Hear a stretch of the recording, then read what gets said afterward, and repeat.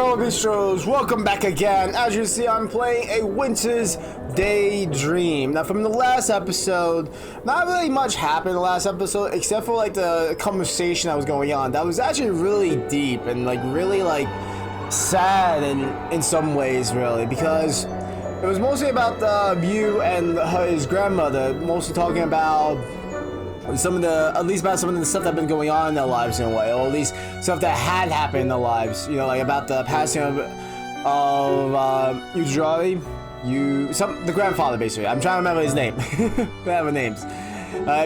But about the grandfather and what, you know, the grandmother did with him during the time, how they met, you know, some of the memories she had, of course, and you know, like, she wants to go visit the shrine and stuff like that, basically, or at least sound like she wanted to, but unfortunately, she doesn't want to as well because, you know, the shrine is mostly, like, a hard, like, not easy for her to get to because of her old age, of course, but also because it's been getting run down these days, basically. That's what they've been, at least, applying it is. Okay? And to her, it'll be really upsetting to see such a scene when she has such a wonderful memory with her husband. And I can actually understand that right there. Like, I have, like, at least a few people in my past that sadly passed away and stuff. And, you know, at all places we've been to that are very memorable to me. And when I go to those places, it's, like, of course, brings back a lot of good memories and it reminds me how much I miss them. And when they mentioned about, you know, going to ruins and some of that, it made me think about, like, oh, what happened if these places got changed or got ruined or just something about it wasn't the same as it was before? Like, how would that make me feel then? Like, would that ruin the memory of them then or what? And really, it got really deep. It actually got pretty deep, I would say. But anyhow, though, this is basically later in the night, of course. We're going to sleep in the guest room, so we're going to see what happens, because I'm assuming later in the morning, your grandmother's basically young again. I'm going to go with that, because also they made a wish on a wishing star, too, that was going by. So that could be another thing might be happening. So, again, we'll see what happens. I spent the night lying in the futon my grandmother's prepared in the guest room. Well, I call it a guest room, but it's more like a storage room, really, crawling with various bits of pieces of my grandparents have bought over the course of their long lives. There's a bookcase push on one side of the room filled from the top to toe with paperbacks. I wonder if those were my grandmother's stories or those books she could can't read in her bedroom or the living room. When my grandmother said there are various readers, she wasn't lying. The whole house is crammed with books, ranging from the classics we students had to suffer through in high school. I look at you, Soseki Natsumi, to modern tale pens by bestseller author like Misato Kanada, Ano Mami Asa, Haja Shino Karigo, I hope I'm saying this correctly, and many more I never heard of. Again, this makes me think of my Nana. She has tons of books, like literally tons of books. Oh my god. Like, I'm thinking about trying to get into like the whole like e-reader stuff, so that way she doesn't have to worry about having so much books, okay? The only problem is with that is her trying to learn how to use it sometimes. Because again, when it comes to technology, she does learn how to use it, but it takes a while, okay? And if she lived alone with certain like technology, like gadgets basically, it could be a handful then at some point, because, you know, sometimes when she goes on her phone, she would literally like download tons of apps from different from the app stores that she doesn't even need. Like, she just sees like, oh, it's something, and she presses on it, and then she starts downloading another app from like from other apps. It's, oh my god, I have to go for her phone. I had to like delete at least, I think, 50 different apps she had one time. Okay, Oh, it took a while for me to go through all that. Like, I literally had to go through all her phone, like her whole phone and stuff like that to help her, wondering why her phone wasn't working properly. Because she has so much apps on there, it was ridiculous. Right? Also, my Nana ever watching this. Nana, I love you. Don't be mad at me. I can imagine she gave me the stink eye. Some of the books are on dog-eared and look well worn and well loved, but most of them had brand new. Right? They're pretty and pristine, like the freshly fallen snow outside. Their pages are immaculate, the cover devoid of any wear and tear. Some of these books have hidden in the encroached darkness, touched at something inside my breast. You have breasts? Okay, maybe you meant to say chest, but okay, if you have breasts, that's fine, nothing wrong with that. I'm not sure what is it exactly. Sympathy? There are so many books my grandma wanted to read. So many books she never get the time to read now. Neo-consent snow drum instinctively against the window pane. The icy wind, sharp as razors, slide through gaps in the wall and dance about the room, unseen and invisible, but undeniably there. The howling of the wind makes me think of ghosts or spirits. So, snow woman that roams the mountain, right? The face white as milk, the eyelashes decayed with fallen snowflakes, like shining gemstones. Actually, that sounds pretty cool. Actually, I wouldn't mind seeing that. Though I just hope the snow woman wouldn't kill me. I hope. I wonder. The mysterious force of nature was it that part of my grandma's from her swell of those years ago, and spent her running into the arm of my grandfather? Was it just a sudden gust of wind, or was there something more to it? I am not a speculative person, right? Superstitious person, right?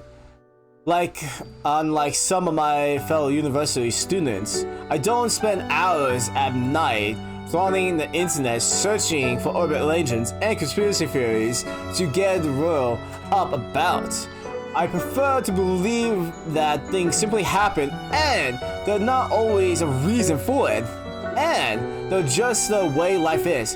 You know, actually, I can be a little I kind of believe in some superstitions in some ways, but that depends on what it is. Like, when it comes to, like, supernatural forces, spiritual stuff, and, like, cryptics or, like, legends and myths and so on, like, I'm not saying they don't exist, but there's always, like, a possibility, or at least not a way to explain it at the moment. Like, if there's not a way to explain it, then most likely you have to think of the realm of the possibilities of, like, supernatural, or from a myth or legend or something like that. Okay? But I can understand what he's mentioning, because some people don't believe it straight out, unless, you know, you see it for yourself or something like that. But yeah, we wouldn't know until, like, something that actually does happen. Like, for example, aliens. Like, I'm not saying aliens don't exist. There's a possibility of, like, life out there, but for me, there's no strong evidence to actually say there is or something like that. But again, that's just my opinion. Some of you guys probably do believe in aliens, and I respect that decision. I respect that, actually. Okay? I'm just saying there's not, for me, enough evidence that I witnessed, basically, saying, or at least making me think that aliens do exist. At the moment, at least. That's my typical stand of the issue. But when I'm in this old house, employed with the secret of garden tea served to hundreds, no thousands of ghostly impressions of my grandparents' past. When I'm surrounded by old books that has been well loved, and new books that may never have a chance to be loved, and the snow is falling softly from beyond the darkened window. I can almost bring myself to believe.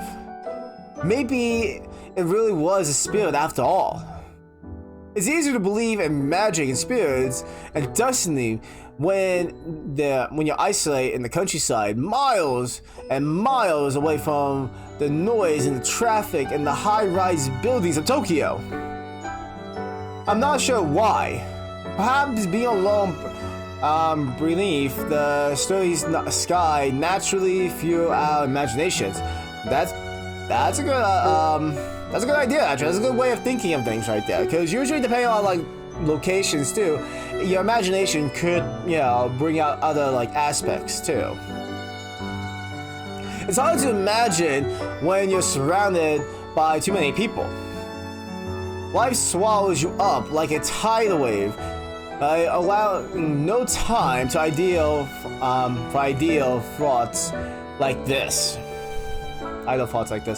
I turn over on my futon restfully, ruffling up the thin covers. There's only one pillow to rest my head on, and it is sad. Beneath things that smell faintly old mildew and old age. And one pillow, man, I cannot sleep with one pillow. I actually have to have at least several pillows. Okay, like at least 3 pillows. The reason why 3 pillows, one for my head, okay, one to put on top of my head, and this one might be a little embarrassing, but one to hold basically. Like, okay, ever since I was little, okay, like a little kid, I always slept with my my teddy bear. Actually, yes, I had a teddy bear. I still have it. I won't deny that. I still have my teddy bear still. Okay, like I will always sleep with my teddy bear, so I always like hold it and stuff like so. But as I grew older, of course, my teddy bear got smaller and smaller to me, of course. And because of my size now, I can't get that comfortable feeling like I used to do with my teddy bear. So I use a pillow instead because it's at least I can make it firm enough where I can hold it like tightly, okay, and be able to sleep comfortably. That's just how I am. But yeah, I would not be able to sleep very well with just one pillow. I can still sleep with one pillow, but I wouldn't be able to sleep well though. Still. I can't help but imagine as I try and fail, right, to get comfortable. That's the spirit of giggling at my misfortune. The snow outside really is relentless. The wind continues to moan. The Tommy mats creak. And all the while, as I slowly fall into the land of dreams, I swear I hear the faint sound of muffling laughter. Oh, next day. That's a pretty sky. I yawn and stretch my arms above my head. The joints of my elbow crack. Oh, that doesn't sound good then. I don't know what time it is. There isn't a clock in this room. There's only a couple of bookcases and an old desk and my futon. The birds outside are chirping desperately instead of boasting that yes, despite the cold weather and for all the falling snow, they are still alive and well. Good job. They survived! Yay, but they survived. I almost feel like congratulating them. Yes, congratulate them. Say, good job, birdies! You lived another day! But now, that sounds depressing a bit. Sunlight spill across the tatami mats, picking out individual motes of dust, things swirl, swimming in the air like goldfish. Maybe this is a dream. I don't feel fully awakened yet. My head is killing me. I don't think I got enough sleep last night, but can you really blame me? Dozing off proved to be a rather difficult task. Even my ears are constantly assailed by the sound of snowfall, and the wind keeps sneaking through the window panels to nip my toes. Ooh, look, they get little nippies, little biteys on your toes. I think I must have warm up woken up 4 to 5 times in the night. I was able to get back to sleep very soon with no small amount of shivering, but the disturbance experience was left me feeling groggy. Ooh, I don't like feeling groggy. I can understand that. I shake my head and slap my cheeks with the palm of my hand. Okay. Oh! That sounded like could have hurt it. I probably look like death. Okay. If a taco could see me like this, my hair messed up, my skin swelled, she'd probably laugh at me. Hey, I get bedheaded too all the time. Especially with my hair now. My hair is a lot longer than what has been. Okay? And stuff. I wake up with some messy bedhead. Then again, a taco laugh no matter what I look like. Ugh. As I sit there, the cover of my futons dropped about my knees. Something suddenly caught my attention. It's not the birds singing outside, or the dust in the air, or the something chills with clinging on my skin, making me shiver. The smell of smell of food. Ooh, come on! Why is always something with food? Oh my gosh, like honestly, every time I play a game now or something, there's always food related stuff, and it makes me hungry. Always hungry because of that. My grandmother must be cooking. My stomach started to rumble like an old wash machine. I'm hungrier than I thought I was. Well, actually, this is the thing. When your body's shivering, that's kind of like the muscles kind of like kind of trying to keep you warm, basically. It actually does make you burn calories, actually, and because of that, it does make you hungry too. So I wouldn't be surprised if he's really hungry, if he was that cold. Okay. I get to my feet and throw on my clothes, which was thrown neatly by the side of my futon. I'm not the sort who screwed things willy-nilly about the room, particularly when I am a guest. I'm kind of like that. I kind of just throw things willy-nilly in my room. But if I am a guest, though, I'm not like that, actually. I am very polite. I do make sure to keep things nice and neat, of course. But just in my own room, I usually just throw, like, my clothes willy-nilly sometimes. That more a taco's thing. The toes creak against the tatami mat. They feel uncomfortably cold against my bare skin. Where did I put my socks? One of them was lying with the rest of my clothes, but the other seems to have disappeared. Was it a spirit anyway in the night? Was it a spirit? Oh, wait, in the night? Okay. Oh yeah, spirit away in the night. Okay. My grandma has called out to me, her voice muffled and interceding through the walls. Are you coming for breakfast? My grandmother is not the kind of person who shout. She never had to. My grandfather's lungs were loud enough for the pair of them. I guess after my grandfather's death, okay, this was yet another maintain she had to do, I'm assuming, for herself, or don't. Done. I don't know. Perhaps that's why her voice sounds a little funny. She's been forcing into a role she's not accustomed to. Or maybe it's just overthinking things. I'm coming, just a second. Alright, dear. Don't take too long, though. I don't want your food to get cold. I made some nice, healthy rice porridge to keep your strength up. Mom used to make me rice porridge whenever I got sick. It's a nice, nourishing meal that always reminds me of my childhood. Why is my nose so itchy? That itchy nose. Well, some people might say I'm still a child. I know my mom certainly thinks that, for all she babies me. Though, I'm legally adult now. Almost 20, I get it. Wow, he always has to say he's almost 20. Okay, good for you. You get a cookie.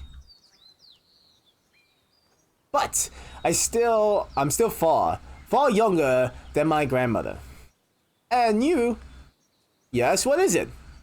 There's something I need to talk to you about. Oh, I wonder what it could be. The snow hasn't caused any serious damage to her house, hasn't it? I hope not. Or maybe since I'm here, my grandma wants me to help her with the housework. Washing the dishes, sweeping the floors. That sounds fair.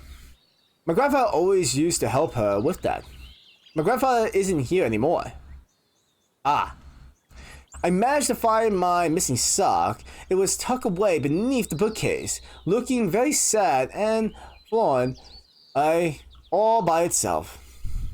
The rogue sock is secure in seconds, and I soon slide it onto my frigid left foot. Damn, they really want to be very specific what they're doing with the sock. My task is complete. I call out to my grandmother. Alright, I'm coming! I exit the storage room and close the door behind me. My feet pad through the familiar living room input with the aroma scent of wood smoke and green tea. The TV sits in the corner, the screen black like the water of the bottom of a well. And Lisa, the name. Lisetta? I answer quickly. Bad with names. Good. Regard me reproachfully with her glassy blue eyes.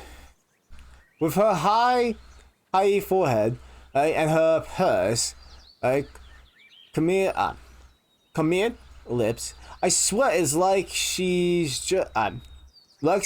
judging me.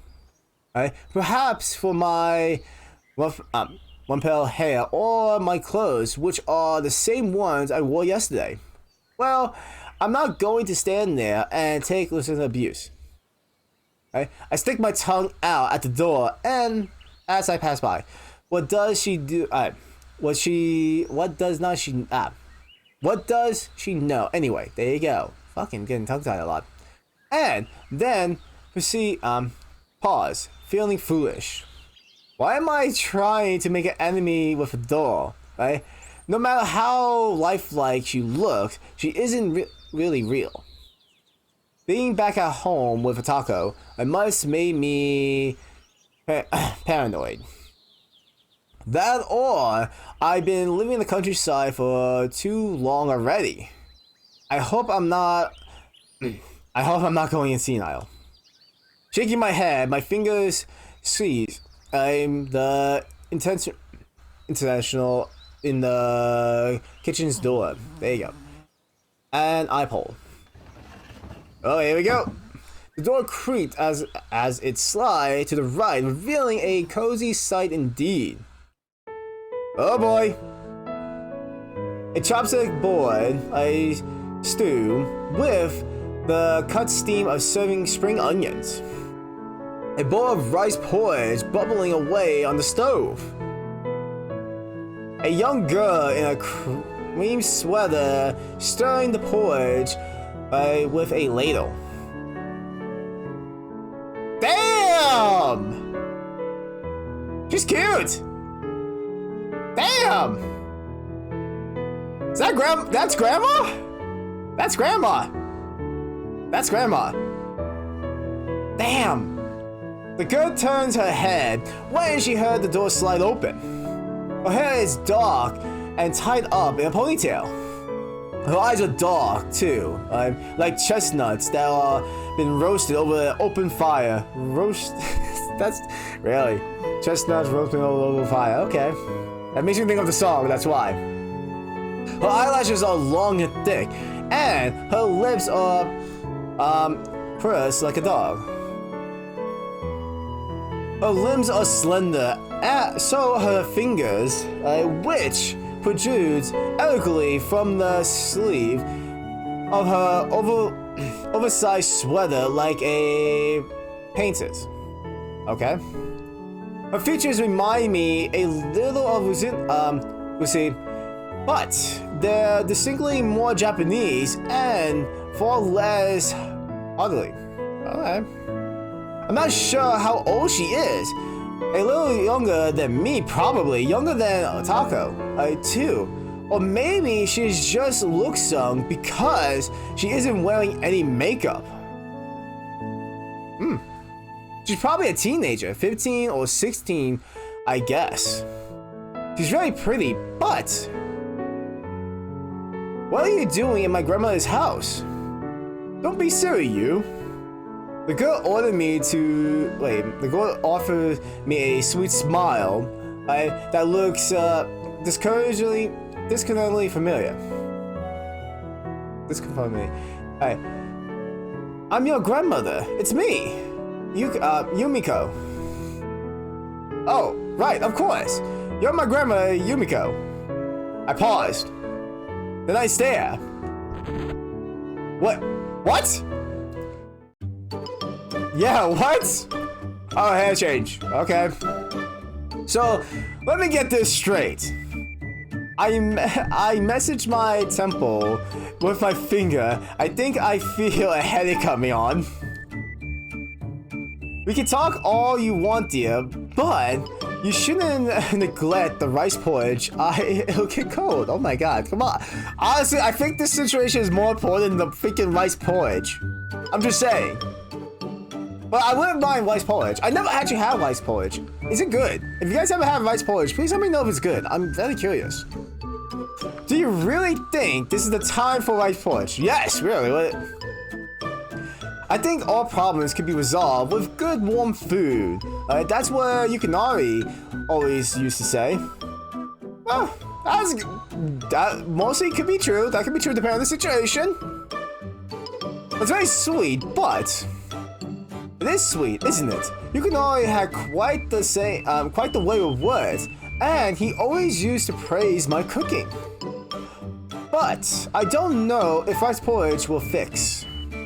I gestured at my grandmother. What is it? Whatever this is. I wish somebody would tell me because I have no idea what's going on right now. I don't understand. You don't need to be fixed. Exactly. Just look at yourself. Oh, yes. That's what I meant to talk to you about. I thought you might be surprised. Of course I'm surprised. Who wouldn't be surprised? Like, seriously, who wouldn't be surprised like this? Like, imagine you, like, you know, one day you know, the day you meet you see your grandma after God knows how long, you know, she, of course, looks old and frail and so on. And then the next day, she is a young woman again. Like, wouldn't I be like, what the hell happened? How did this happen? Or what? Like, seriously, I would be like that.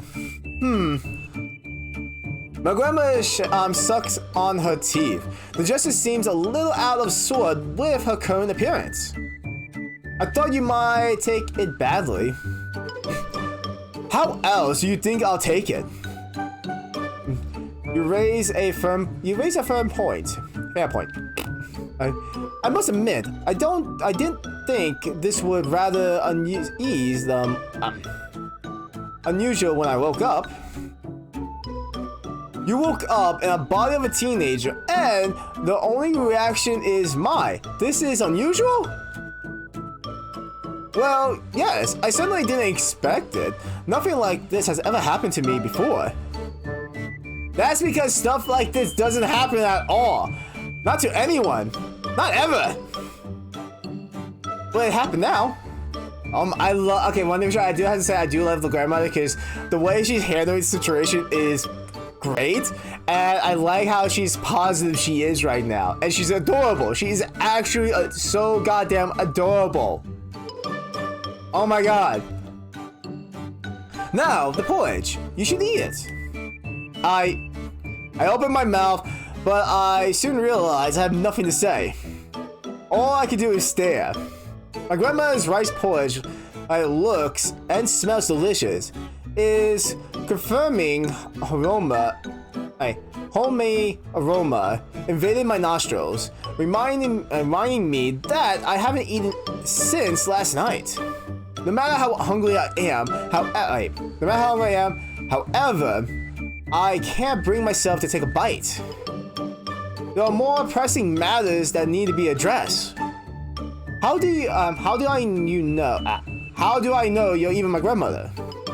Pardon me, dear. How do you think your grandmother? How do I know you're my grandmother? This should all be some elaborate trick. There's no way this could be real. Oh dear. I see living in the city has made you rather more spectacle than you usually used to be. This has nothing to do with me living in Tokyo. Anybody would be spectacle about this. Though this girl suddenly sounds a lot like my grandmother, I can't marry her. I can't marry her face up. Marry her face up? Okay. With that old woman I know for the last 19 years. Actually, I can kind of see with the eyes a bit. Okay? The eyes look somewhat similar. It's just when the younger version has it's just a little more wider, while the older version is a little more narrow. But that could be because of the angle she's in too, maybe, that looks like that. I don't know. Maybe. I don't know.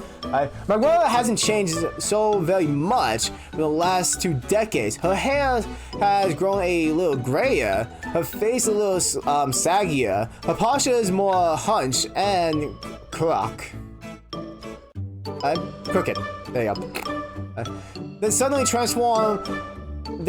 transformation is way too much to take in. I can't wrap my head around it. It sounds if it's actually happened. I suppose this is shocking, yes, but when you're living living as long as I have, you learn to take things in your stride. My whole life, I have been filled with lucky coincidences and fortune. Happenstance. I fail to see why this should be any different. Okay, no offense. Like, I kind of understand. I understand most of that. Meaning, I kind of understand. Oh, you found like $100 walking down the street, or you won money from a lottery, or something like that. Like simple, lucky stuff like that happening. Okay, I can understand. But turning young again, how does that happen? Because again, I still think it's because of the wishing star, but again, we gotta see what happens. Alright, like your first meeting with my grandfather. That's right. The first time I met Yukinori, I looked much like I do now, but my hair was loose and I was wearing a kimono. The kimono was decorated all over with flowers, and it had very long, sweeping sleeves. You didn't tell me what kind of kimono you were wearing yesterday. No, well, I didn't think you'd be interested in the finer details after all. Are you a boy? I am a man, actually.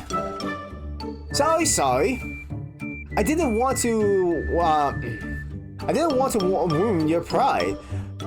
My kanane is much the same. I think that was correct. Yeah, Dad likes that. He's so easygoing, but if you keep considering his drive, that sounds like my son, alright. Was he prideful when he was a young boy too? Oh, yes. I distinctly remember him having a temper tantrum because one of his teachers gave him a baby book to read for a homework assignment. He thought the adventure of Momotaro were beneath him and kicked up such a fuss. That was how he knocked poor Lucinda over.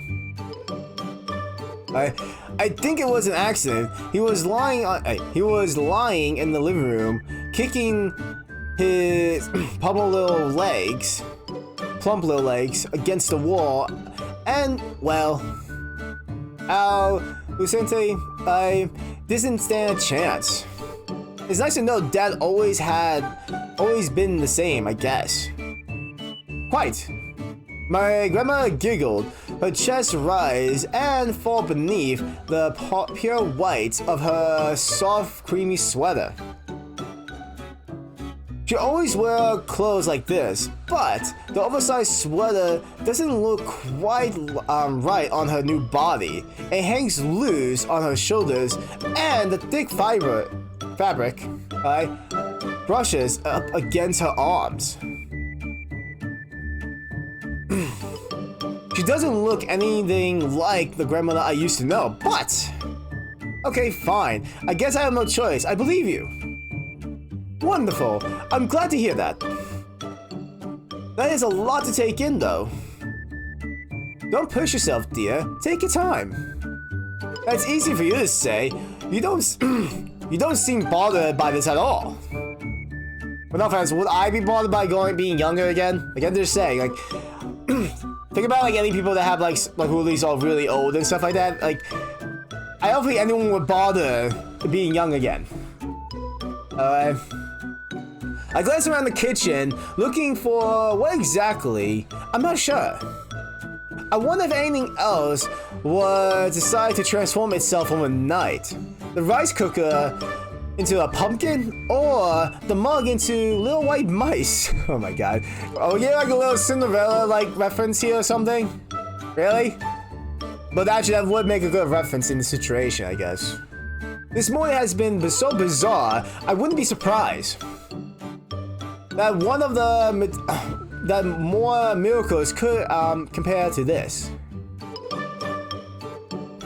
Anything else, however, looks just like I remember it. There's nothing particularly at all. My grandma's kitchen is so banner and ordinary. It's almost disappointing. Even so, I wonder if anything else has decided to transform itself overnight. The rice cooker into what? Okay, that was just repeating itself. Okay. I have expect to find a camera crew skulking around behind the door or maybe beneath the table. This sounds like a precis of one of those stupid reality TV shows Tommy might watch. Some of the pranks they play on celebrities or especially crew.